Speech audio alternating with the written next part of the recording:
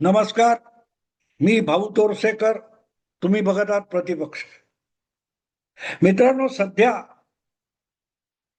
महाराष्ट्रामध्ये अशोक खरात हा एक मोठा खलनायक आहे, विलन आहे.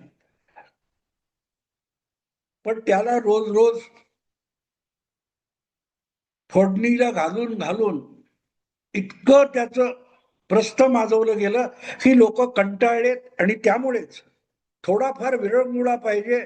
त्या दीर्घ लांबलेल्या चित्रपटामध्ये थोडा मध्यंतर पाहिजे म्हणून हे सुनेत्रा वहिनींचं पत्र आणि सुनील तटकरे, प्रफुल्ल पटेल यांना खलनायक बनवण्याचा एक उद्योग झाला.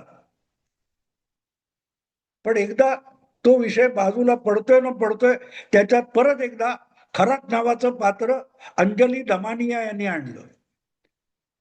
माझ्या एका परिचित मित्राने मला ईमेल वरून नवाकाळच्या संपादिका जयश्री खाडीलकर पांडे यांचा एक छोटेखानी व्हिडिओ पाठवला. 5-7 मिनिटाचा व्हिडिओ आहे आणि मला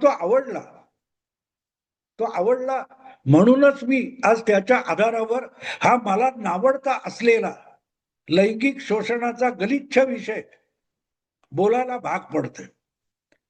जयश्री ताईंनी कुठूनही अशोक खरात या घाणीला चिवडण्याचा उद्योग केलेला नाही, पण या घाणीतून मजा घेऊ बघणारे जे काय विघ्न संतोषी आणि गलिच्छ लोक आहेत, त्या गलिच्छ लोकांवर जयश्रीताईंनी केलेली टिप्पणी मला आवडली आणि म्हणून मला असं वाटलं की याच्यातला एक पैलू आणखीन राहिलाय, तो समोर आणला पाहिजे. अनेकदा आपण जे बोलतोय करतोय आपला अधिकार आहे, जे काय आहे, पण तो करताना आपण दुसऱ्या कोणाला इजा करत नाही याच्याही मर्यादा आपण सांभाळायच्या असतात. तुम्हाला आविष्कार स्वातंत्र्य असेल, संचार स्वातंत्र्य असेल, वेगवेगळी स्वातंत्र्य आहेत, पण त्या स्वातंत्र्याचा वापर करताना आपण दुसऱ्यांच्या आयुष्यामध्ये विघ्न निर्माण करत नाही, त्यांच्या सार्वजनिक जीवनाला, प्रतिष्ठेला, इज्जतीला इजा करत नाही, याचं भान राखलं पाहिजे. ती लक्ष्मण रेषा आहे. संविधानाने जे अधिकार दिलेत त्याच्याबरोबर जबाबदारी दिलेली आहे, याचं आजकाल सगळ्यांनाच भान सुटलेलं आहे आणि त्याची आठवण जयश्रीताईंनी या व्हिडिओतून करून दिलेली. रोज उठून कोणाचा ना कुठला तरी भ्रष्टाचार काढायचा आणि त्यावरून आपल्या लोकप्रियतेची पोळी वाजून घ्यायची असा उद्योग करणारे अनेक समाजसेवक अलीकडल्या काळात उदयाला आलेले. त्यामध्ये अंजली दमानिया यांचं सर्वात वरचा क्रमांक लागतो. जगातल्या सगळ्या भानगडीचं कदाचित एप्स्टीन फाईल पण मीच शोधल्या असं उद्या अंजली दमानिया कुठे दावा केला त्यांनी तर मला नवल वाटणार नाही. अशा अंजली दमानिया यांनी अशोक खरातच्या सीडीआर विषयी एक व्हिडिओ केलाय. अशोक खरात हा जो काय अनेक महिलांचं लैंगिक शोषण केलेला नालायक माणूस आहे, त्याचा सीडीआर आणि मग त्याच्या सीडीआर मध्ये कोणाकोणाचे नंबर सापडतात. सीडीआर याचा अर्थ कॉल डिटेल्स रेकॉर्ड, म्हणजे मोबाईल फोन जो तुम्ही वापरता तो मोबाईल फोन ही सेवा तुम्हाला देणारी जी कंपनी आहे त्यांच्याकडे हा फोन डिजिटल असल्यामुळे तो फोन तुम्ही कोणाला केलात, किती वेळ केलात, त्याचा नंबर कोणता, त्यावर तुम्ही किती वेळ बोललात, या सगळ्या गोष्टी नोंदल्या जातात. त्याला डिजिटल फुटप्रिंट्स म्हणतात.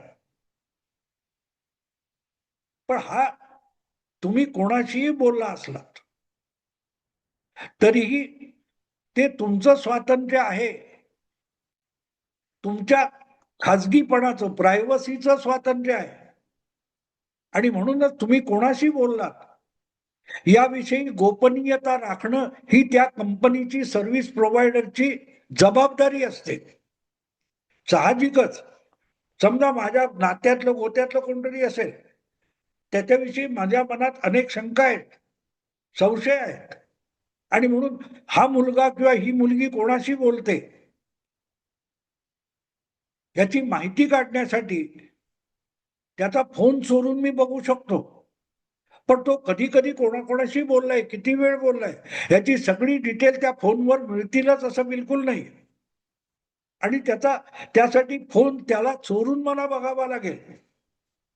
पण अन्यथा तो फोन धारक जो आहे, मोबाईल फोन धारक जो आहे, त्याला वगळता हे जे सर्व्हिस देणारे लोक आहेत, सेवा देणारी कंपनी आहे, त्यांच्या यंत्रणेमध्ये त्यांनी कुठे कुठे कधी कधी फोन केलेत, ते नंबर कोणते आहेत, किती वेळ आहेत, त्याने कोणाला मेसेज केले, या सगळ्या गोष्टी त्या सेवा यंत्रणेमध्ये नोंदलेल्या असतात. नोंदलेल्या म्हणजे ठेवलेल्या असतात, आपोआपच होतात त्या नोंद. पण त्या तुम्हाला तपासायच्या असतील तर त्यासाठी अतिशय महत्वाचं कारण द्यावं लागतं. आणि म्हणून गुन्हेगारांना पकडायला या फुटप्रिंट्स उपयोगी पडतात. पण कुठलाही पोलीस उठेल किंवा कुठलीही व्यक्ती उठेल आणि त्या सर्व्हिस प्रोव्हायडरकडे जाईल आणि सांगेल मला अमुक अमुक भाऊ तोरसेकरचा अमुक नंबर फोन आहे, त्याची सगळी डिटेल द्या, तर देणार नाहीत ते. कारण त्यातून भाऊ तोरसेकरची प्रायव्हसी भंग होऊ शकते. मी कोणाशी बोललो ही गोपनीयता राखण्याचा मला पूर्ण अधिकार आहे आणि घटनेने आणि कायद्याने दिलेला अधिकार आहे. आणि त्यामध्ये त्यात कोणी ढवळाढवळ करायला गेला तर तो कायदेशीररित्या गुन्हा ठरतो. म्हणूनच माझ्या फोन विषयी कुठलीही माहिती सर्व्हिस प्रोव्हायडर तुम्ही विचारायला गेला तर तुम्हाला सांगणार नाही. पोलिसांना आणि अतिशय उच्च दर्जाच्या उच्च पदस्थ पोलिसांना तो अधिकार आहे. पण त्यासाठी त्यांना त्या सर्व्हिस प्रोव्हायडरकडे रितसर अर्ज करावा लागतो. तो अर्ज केल्यानंतर त्याचा फोन टॅप पण होऊ शकतो आणि त्याच्या फोनची जुनी सगळी डिटेल्स तुम्हाला पोलिसांना मिळू शकतात. पण हा अधिकार पोलिसांना आणि सरकारला आहे. पण तो अधिकार वापरताना काही मर्यादा पाळाव्या लागतात. त्या मर्यादा अशा की देशाच्या समाजाच्या सुरक्षेसाठी आणि गुन्हेगारीच्या तपासासाठी आवश्यक असेल असं भक्कम कारण पोलिसांना सुद्धा द्यावं लागतं. नाही तर मी पोलीस अधिकारी आहे, मी कमिशनर आहे म्हणून मी कुठल्याही मोबाईल सर्व्हिस प्रोव्हायडरकडे गेलो आणि सांगितलं ह्याच्या अमुक माणसाची डिटेल्स मला द्या, तर नाही देत आहेत. अशी डिटेल्स काही आमदारांची गोळा केली, फोन टॅप केले, हा आरोप त्या रश्मी पोलीस अधिकारी होत्या ना, आता निवृत्त झाल्या की आहेत मला माहित नाही, रश्मी शुक्ला या IPS अधिकाऱ्यांवर तोच आरोप ठेवून कुलाबा पोलीस ठाण्यामध्ये गुन्हा दाखल केला होता ना. चोरून फोन ऐकले किंवा चोरून फोनची डिटेल्स काढली, कुठच्या कुठच्या आमदारांची, कुठला आमदार कुठल्या नेत्याशी पक्षाची बोलतोय, हा आरोप ठेवला होता ना. त्यामुळे त्या मर्यादा आहे. त्यामुळे कोणालाही अगदी खरात हा गुन्हेगार असला तरी त्याच्या फोनचे CDR मिळू शकत नाहीत, कॉल डिटेल रेकॉर्ड्स. मग अंजली दमानिया यांच्याकडे हे सगळं कुठून आलं? तर अंजली दमानिया म्हणतात की माझ्याकडे हे कोणाकडून तरी आलं, कोणाकडून आलं मला माहित नाही. आणि जर कोणाकडून आलं तो माणूस सुद्धा तुम्ही ओळखत नाही, पण तो ज्याला ओळखत नाही त्याच्यावर तुम्ही विश्वास ठेवताय. पण विषय इथे खरात पुरता मर्यादित राहत नाही. खरातला आलेले फोन किंवा खरातने केलेले फोन ज्यांचे आहेत, ह्या इतर व्यक्तींची नावं त्या CDRच्या रूपाने जेव्हा अंजली दमानिया सार्वजनिक करतात तेव्हा त्या इतर व्यक्तींच्या खाजगी जीवनामध्ये अंजली दमानिया हस्तक्षेप करत असतात. आणि म्हणून जयश्रीताई खाडीलकर यांनी एक उत्तम मागणी केली आहे की महाराष्ट्राच्या गृह खात्याने आणि मुंबईच्या पोलीस आयुक्तांनी अंजली दमानिया यांना ताब्यात घेऊन त्यांना हा CDR कुठून मिळाला याची तपासणी केली पाहिजे. कारण अंजनी दमानिया यांनी अनेक मान्यवर व्यक्ती, समाजात प्रतिष्ठित व्यक्ती आहेत, त्यांच्या आयुष्यामध्ये, खासगी आयुष्यामध्ये हस्तक्षेप केलेला आहे. वरकरणी बघायला गेलं तर खरात या बदनाम गुन्हेगार माणसाच्या फोन विषयीची माहिती त्यांनी दिली आहे, पण त्याला आलेले फोन किंवा त्यांनी केलेले फोन ज्यांचे आहेत त्या व्यक्ती गुन्हेगार नाहीयेत, त्यांच्यावर कुठलाही गुन्हा सिद्ध झालेला नाही किंवा गुन्हा दाखल सुद्धा झालेला नाही. अशा वेळेला त्यांची नावं खरात बरोबर जोडायची. मग त्यामध्ये उपमुख्यमंत्री तुमचे एकनाथ शिंदे असतील किंवा एक मंत्री चंद्रकांत दादा पाटील असतील, ही नावं बेधडक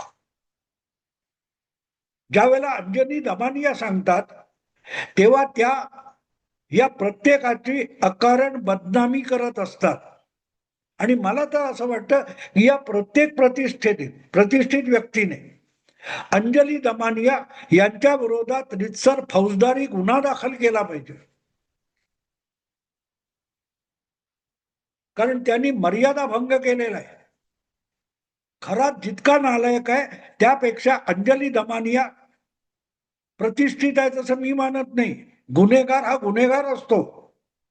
ज्यांनी कायदा मोडला तो गुन्हेगार आहे. अंजली दमानिया यांनी सुद्धा एक प्रकारे हा गुन्हा केलेला आहे. ज्यांची नावं त्यांनी सीडीआर मध्ये जाहीर करून टाकलीत त्याची गॅरंटी त्या घेत नाहीयेत. कारण अंजली दमानिया ह्या सामान्य नागरिक आहेत आणि त्यांनी खरातची किंवा इतर कोणाची सीडीआर मागितली म्हणून त्यांना कुठच्याही परिस्थितीमध्ये सर्व्हिस प्रोव्हायडर ते सीडीआर देणार नाहीत. त्यासाठी रितसर कायदेशीर एक प्रोव्हिजन आहे, व्यवस्था आहे.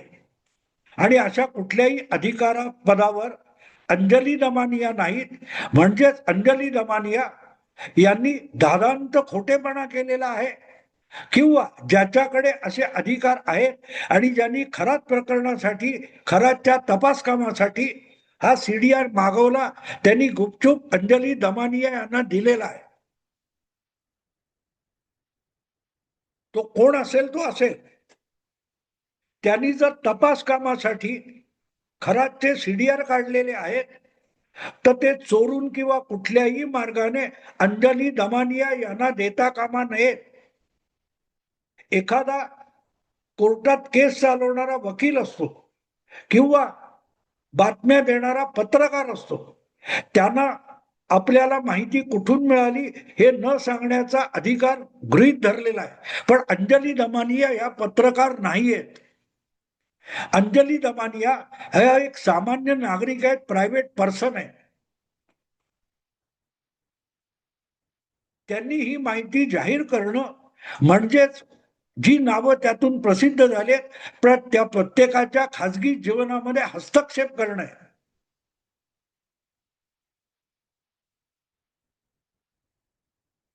प्रश्न असा आहे की अशा व्यक्ती ज्या असतात ना, कोण तो अशोक खरात सारख्या, त्या व्यक्ती सगळ्यांशीच आपल्या फोनवर बोलतील असं बिलकुल नाही.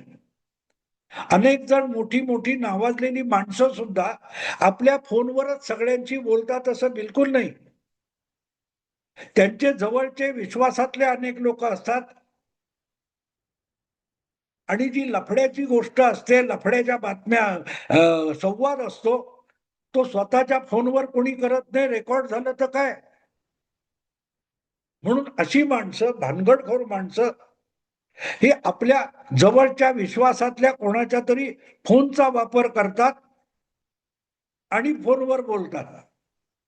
आणि म्हणूनच अशोक खरात नावाच्या भामट्याने जे काही उद्योग केलेले आहेत त्याचा तपास करताना फक्त त्याच्या फोनचा सीडीआर हा पुरेसा नसतो. त्याच्या जवळचे विश्वासातले अनेक लोक असतील आणि त्याच्या बरोबर या भानगडीमध्ये सहभागी असलेले अनेक लोक असतील, त्यांच्या सुद्धा फोनचा तपास करावा लागेल, त्याचेही सीडीआर काढावे लागतील. आणि असे सीडीआर काढले तर फक्त राजकारणीच आणि मान्यवर काही ठराविक लोक नाही, अगदी अनेक पत्रकार आणि संपादक सुद्धा त्याच्यात अडकू शकतात, याविषयी माझ्या मनात शंका नाही. इतक्या भानगडी करून, इतकी प्रॉपर्टी जमवून उजळ माथ्याने वावरणारा अशोक खरात सारखा भामटा हा आजपर्यंत पत्रकारांच्या सापड्यात आला नसेल, किंवा त्याच्या भानगडी पत्रकारांच्या नजरेत भरल्या नसतील असं बिलकुल नाहीये. मला खात्री आहे की अशोक खरातचे निकटवर्ती असलेले अनेक लोक असतील की त्यांचे फोन, त्यांच्या हालचाली यांची बारकाईने तपासणी झाली, तर अशा वाहत्या गंगेत किंवा गटार गंगेत डुबकी मारायला अनेक पत्रकार सुद्धा पुढे आले असतील, संपादक सुद्धा पुढे आले असतील. आणि विश्वास ठेवा, मला एका जाणकार पोलीस अधिकाऱ्याने सांगितलं की अशा भानगडी ज्या काय खरातने केलेत त्या पत्रकारांच्या नजरेतून, आजच्या पत्रकारांच्या नजरेतून सुटणं अशक्य आहे. त्यामुळे खरातने पाळलेले सुद्धा अनेक पत्रकार असू शकतात. फक्त असे पत्रकार सावध असतात, असे संपादक सावध असतात. त्यांनी आपल्या फोनवर अशोक खरातची संपर्क केलेला नसेल, किंवा अशोक खरातने त्यांच्या फोनवर फोन केलेला नसेल,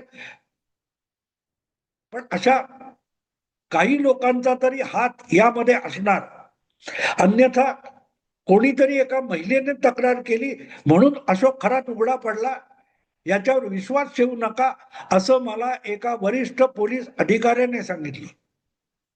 असली पाप झाकण्यासाठी सगळ्यात जास्त उपयुक्त असतात ते जवळपास वावरणारे पत्रकार जबाबदार असतात.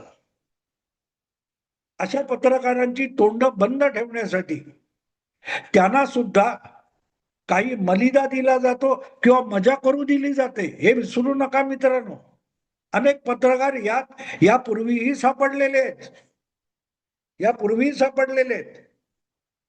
अगदी मी टू नावाची एक मोहीम झाली होती मध्यंतरी, माहिती आहे ना, महिला शोषणाची. त्याच्यामध्ये काही पत्रकारांचा सुद्धा समावेश होता, हे लपून राहिलेलं नाही. त्यामुळे केंद्रीय मंत्रिमंडळात असलेल्या एका माजी संपादकाला राजीनामा देऊन राजकारणातून बाहेर पडावं लागले. मग खरात सारख्या प्रकरणामध्ये कुठलाच पत्रकार आणि कुठलाच संपादक नसेल अशी शक्यता आहे का? आणि यामध्ये पत्रकारांचे हात ओले केलेले नसतील किंवा त्यांचे कपडे सुद्धा ओले केलेले नसतील, तर खरात इतका दीर्घकाळ इतकी संपत्ती गोळा करणं आणि इतक्या महिलांचं लैंगिक शोषण निर्वेदपणे करू शकला नसता. मला एवढा विश्वास ठेवा, या प्रकरणाचा शोध जितका पुढे जाईल ना, तेव्हा समाजात उजळ माथ्याने वावरणारे अनेक मोठे समाजसेवक, अनेक पत्रकार, एक दोन संपादक सुद्धा या गटार गंगेमध्ये डुबक्या घेताना आपल्याला सापडतील. तेव्हा अंजली दमानिया यांनी जी नावं सांगितलेत तेवढ्या मर्यादेत राहायचं कारण नाही. अनेकदा असे भामटे आपला या मंत्र्याशी, त्या मोठ्या लोकांशी संपर्क कसा आहे हे भासवण्यासाठी त्यांच्याशी फोन करतात, पण भानगडीच्या गोष्टी लपवण्यासाठी दुसऱ्यांचे फोन वापरतात. त्या अशा संशयितांचे फोन समोर आले की समाजात उजळ माथ्याने वावरणाऱ्या किती लोकांच्या चड्ड्या सुटतील त्याची कल्पना करा. आणि हे मला एका वरिष्ठ पोलीस अधिकाऱ्याने सांगितलेले.